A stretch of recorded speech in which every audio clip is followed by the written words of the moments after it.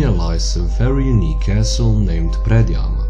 It is located in the village of Predjama and was once a very significant building in a historical region of Inner Carniola.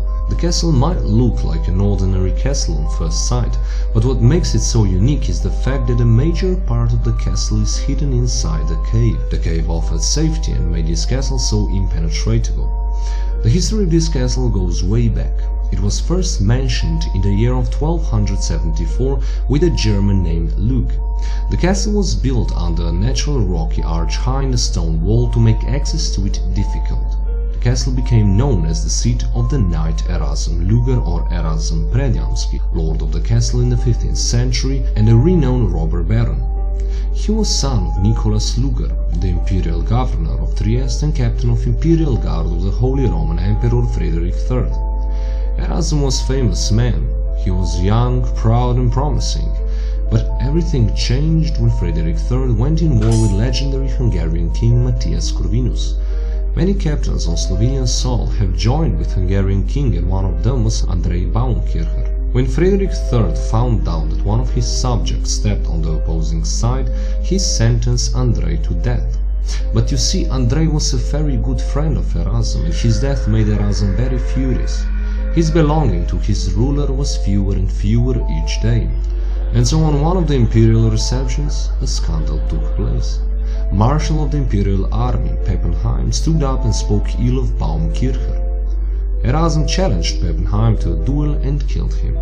By the time he returned to his castle, he already promised an alliance to Hungarian king Matthias Corvinus. From the castle Predjama, Hungarian horsemen, under the leadership of Erazem, attacked Trieste twice. Castle Predjama became a stronghold for Matthias Corvinus for his expedition to west.